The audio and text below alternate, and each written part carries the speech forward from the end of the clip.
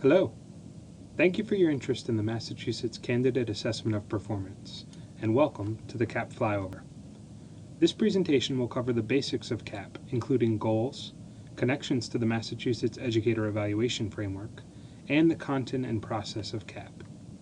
Let's begin by reviewing the goals. First, as a performance assessment, CAP is designed to provide teacher candidates with opportunities to demonstrate what they have learned in preparation.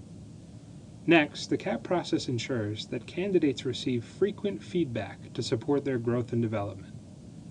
And lastly, CAP sets high expectations so that candidates are ready to make impact with students on day one. As a culminating component of preparation, CAP is the capstone of the bridge between preparation and employment, and reflects the next logical step in the alignment of expectations for teacher candidates with those for in-service teachers. A precursor to CAP was the 2014 alignment of the professional standards for teachers to the standards of effective teaching practice that are central to the Massachusetts Educator Evaluation Framework used with all in-service teachers. CAP has been aligned to the Massachusetts Educator Evaluation Framework to reinforce the cohesion Massachusetts is building across the educator career continuum through complementary educator effectiveness policies. Just a few examples of how this work manifests. First, CAP shares one of its goals with the Educator Evaluation Framework. That is, to keep the focus on educator growth and development. Both processes are anchored by a 5-step evaluation cycle designed to promote continuous feedback and reflection. CAP and the Educator Evaluation Framework require the use of multiple types of evidence to inform formative and summative judgments. And finally, both processes use a performance rubric that describes elements of practice aligned to the standards. On that note, let's take a closer look at the content assessed by CAP. CAP measures candidate performance on 6 essential elements of practice. These 6 elements were chosen from the full set of 33 elements included in the Model Teacher Performance Rubric, based on whether the absence of a teacher's competency would be likely to put students at risk, and whether the element could serve as an umbrella for other important practices. The 6 essential elements are well-structured lessons, high expectations, meeting diverse needs, safe learning environment, adjustments to practice, and reflective practice. Let's take a closer look at each of these elements. As a reminder, the descriptions of these elements of practice come from the Model Teacher Performance Rubric used in the Educator Evaluation Framework. For well-structured lessons, assessors should look for evidence of challenging measurable objectives, use of appropriate student engagement strategies, effective pacing and sequencing of activities, appropriate materials, resources, and technology, and thoughtful grouping strategies. Adjustments to practice will involve organizing and analyzing assessment results to determine progress, using assessment results to inform practice, and the ability to identify and implement appropriate interventions. Next is meeting diverse needs. Look for evidence of tiered instruction and scaffolding based on the specific needs of the students the candidate is working with. And also look for the use of strategies for teaching students with disabilities and English language learners. Safe learning environment covers rituals and routines for creating both a safe physical and intellectual environment, as well as preventative strategies and responses for addressing student behavior and students taking academic risks. Demonstrating high expectations will involve modeling and reinforcing how to apply effort to master challenging material. And finally, CAP emphasizes reflective practice. Look for evidence that the candidate reflects on both the impact of lessons and interactions with students, and is able to use those reflections to improve practice. So that covers the 6 essential elements that comprise the content of CAP. Now let's turn to the process. Before digging into the details, let's start with a few key aspects of CAP. CAP is a process, not a test. It involves the collection of evidence throughout the practicum. CAP is all about providing teacher candidates with opportunities to practice self-reflection. It begins with the self-assessment and goal setting and holds candidates accountable for refining their practice based on feedback. CAP ratings are based on evidence collected from multiple sources and analyzed by multiple assessors.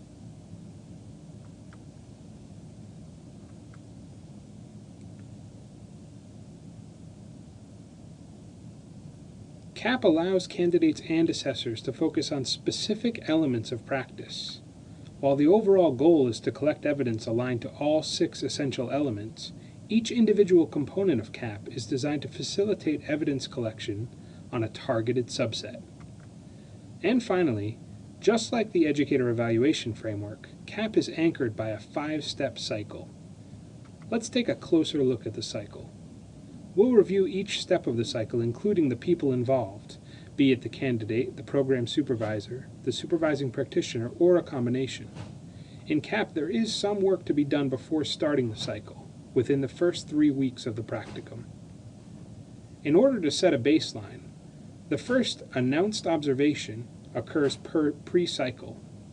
Preceding that observation, the candidate and program supervisor conduct a short pre-conference to set expectations and preview the lesson. It is important to note that this observation is part of an assessment. To this end, assessors should be cautious prior to the lesson to not dramatically influence or alter the candidate's plan. Reviewing the lesson plan and materials in advance serves only to better position the assessors in collecting focused evidence and providing quality feedback after the observation. Remember that during the observation, the assessor's primary objective is to collect evidence. ESE's Model CAP Observation Protocol is designed to facilitate the collection of teacher and student behaviors and actions, not the observer's judgment or inferences. After the observation, the program supervisor and supervising practitioner will look back at the record of evidence collected, extract the trends, and calibrate their feedback to share with the candidate, including initial ratings on the CAP rubric. And finally, the supervising practitioner, with support from the program supervisor, will select the student assessments that will be used to measure the candidate's impact on student learning during the practicum, another key source of evidence that will be used to determine summative CAP ratings. At this point, it's time to launch the cycle. Step 1 is self-assessment. Candidates and assessors might find these 2 short video clips helpful in understanding the components of a self-assessment. The first main step is for candidates to use the CAP rubric to self-assess based on performance in pre-practicum and coursework. Here's a quick look at the summary sheet the candidate will complete to record self-assessment results, including evidence supporting identified areas of strength and growth. The next step is for the candidate to draft a preliminary professional practice goal to address the areas of growth identified in the self-assessment.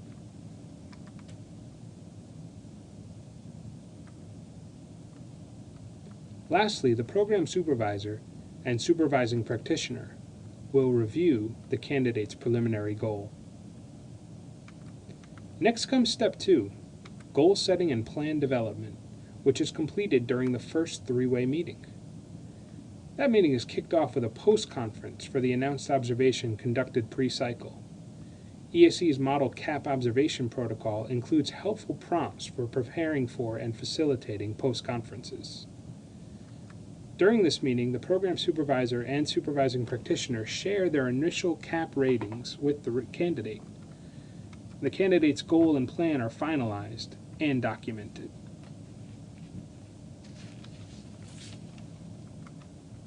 Note the availability of 2 additional video clips to support this stage of the process.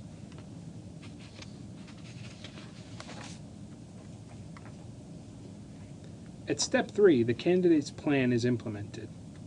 This step is completed throughout the remainder of the practicum and involves the first unannounced observation and post-conference. The candidate will also collect student feedback in this step. ESE's model student feedback surveys are available in short and standard forms for students in grades 3 through 12. A second announced observation follows, including pre- and post-conferences.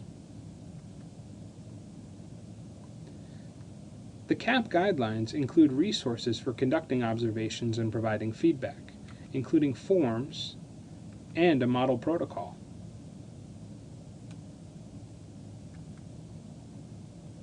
Step 4 is the formative assessment, which takes place at the midpoint of the practicum, after the second announced observation.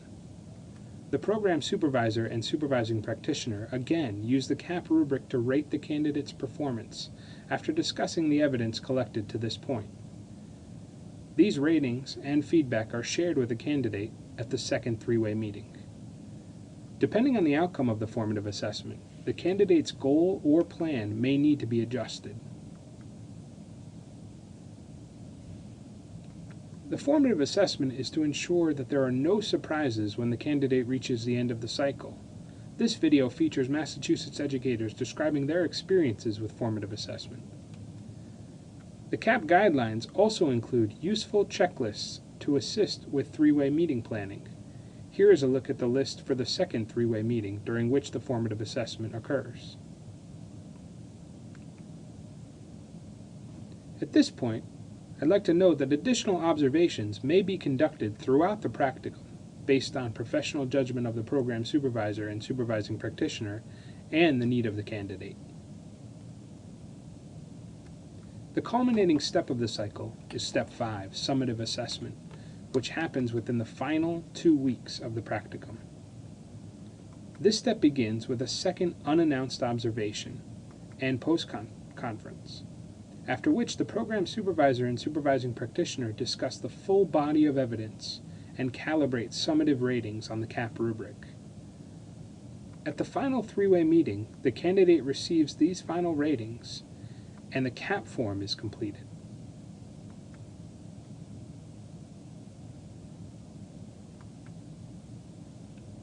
Candidates who pass CAP use the results of their summative assessment to develop a professional practice goal to support a seamless transition from preparation to employment.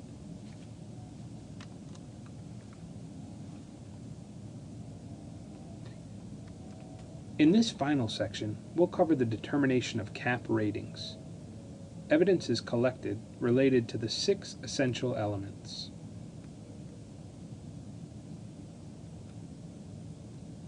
This occurs throughout the 5-step cycle. Program supervisors and supervising practitioners then apply the body of evidence to the CAP rubric.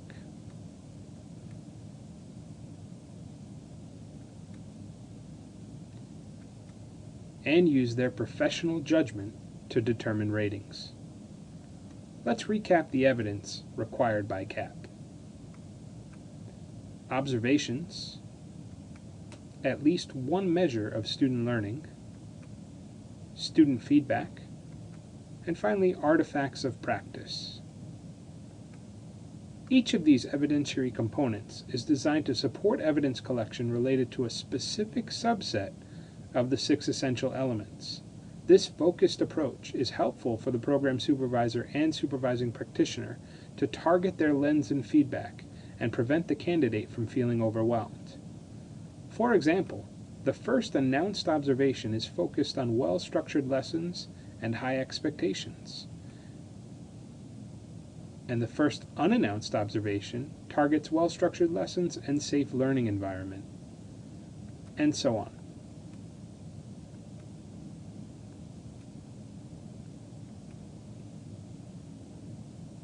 All of this evidence is always connected back to the CAP rubric, which includes descriptions of each of the 6 essential elements. The rubric grounds the feedback and ratings in a common language and helps the candidate and assessors organize evidence. It also uses the performance descriptors from the model rubric used in the educator evaluation framework, which supports the ability of candidates to enter employment with a deep understanding of performance expectations. Where the CAP rubric differs from the educator evaluation rubric is how it unpacks each descriptor into 3 dimensions: quality, scope, and consistency, which you can see here.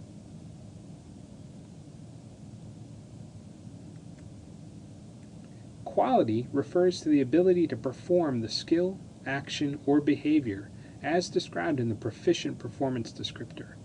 Quality in many ways is a gatekeeper in CAP, as the readiness threshold to successfully complete CAP is to demonstrate proficient practice on the quality dimension for all 6 essential elements.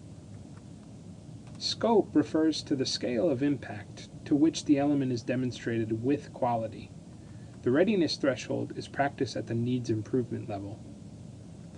And finally, consistency refers to the frequency that the element is demonstrated with quality. Like scope, the readiness threshold is needs improvement. CAP ratings are determined at both the formative and summative steps.